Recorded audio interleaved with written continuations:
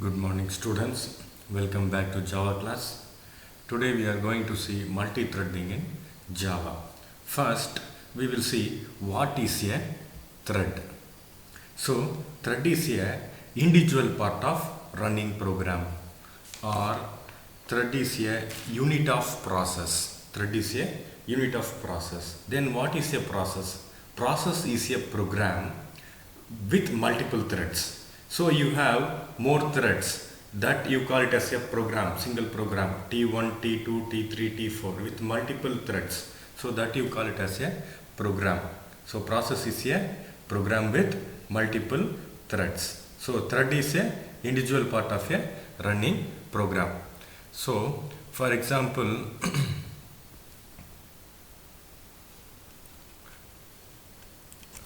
T1 comma T2 comma T3.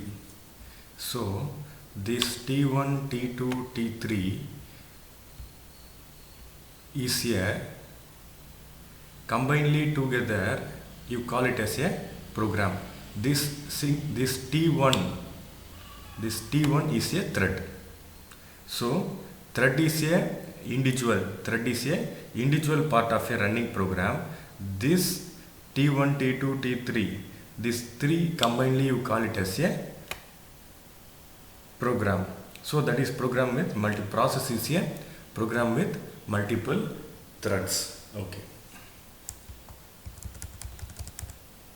So Java is a multi-threaded programming language, which means we can develop a multi-threaded program using Java.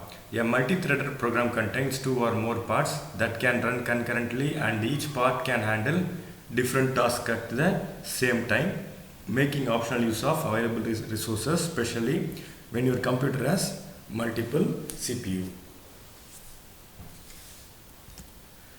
By definition, multitasking is when multiple processors share common processing resources such as CPU. For example, if you are typing a document at the same time, for example, if you are typing a document in a PC at the same time, you are listening to the music. So that is multitasking. You are performing two things at a time. Two tasks are performed at the same time. Multi-threading extends the idea of multitasking into applications where we can divide a specific operations within a single application into individual threads. So that is what a single application is divided into individual threads. For example, T1, T2, T3, T1 is one single thread, T2 is one single thread, T3 is one single thread. For example, we are having a processor, single core processor, dual core processor, quad core processor, octa core processor. So for example, if you take a quad, means it's 4. For example, in quad core we have 4 cores. So we can divide that one core to T1, another core to T2, another core to T3, and another core to T4.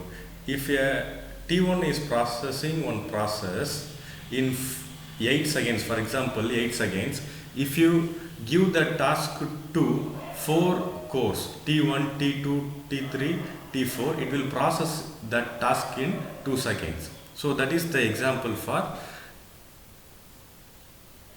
multi-threading. So each of threads can run in parallel. The OS divides the processing time not only among different applications but also among each thread within an application. Okay, multi-threading enables you to write in a way where multiple activities can proceed concurrently in the same program.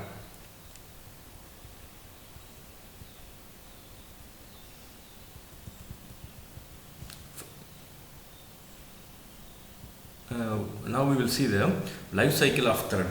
A thread goes through various stages in its life cycle. For example, a thread is born, that is a new state. So that is new state. Thread is born is a new state.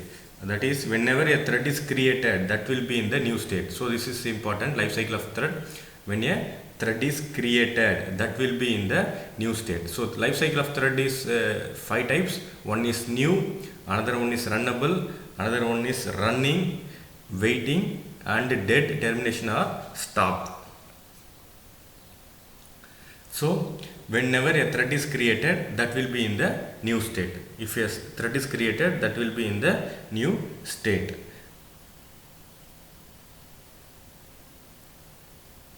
Next, to run, after the new state, thread t dot start is the method here. After new thread is created, after you are going to the running state, that is ready to run. Here if there is a process, it will be ready to run. So now it goes to the running time. If the processor is available, then it will be moved to the runnable to running state.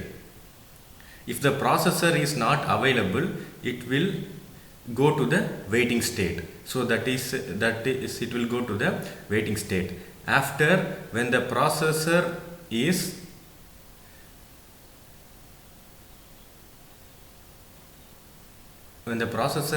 free, again it will go to the running state, or it will go to the runnable state. Then again it will go to the running state, it will run. At that, if the processor is available, it will end its execution and it will go to the stop state.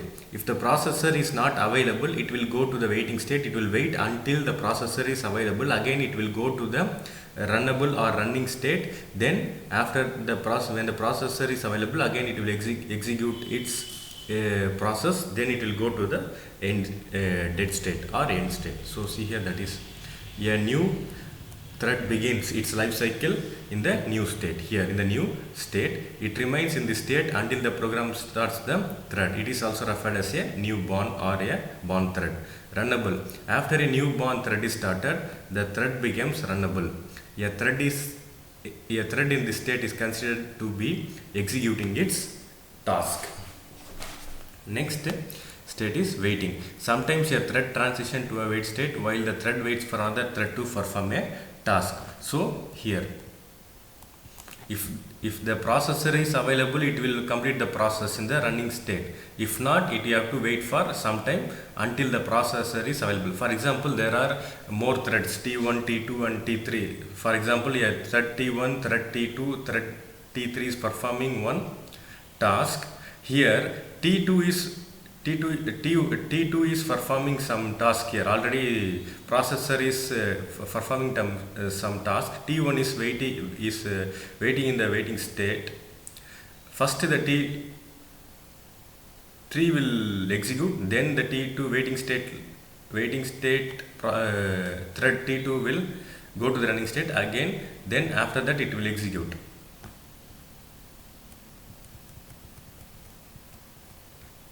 Timed waiting. A runnable thread can enter to the timed waiting state for a specific interval of time. A thread in this state transition back to the runnable state when that time interval expires, or when the event is waiting for terminated or dead. After running, runnable thread enters into the terminated state when it completes its task or otherwise terminates. So this is the life cycle of thread and introduction to the multi-threading in Java. Thank you.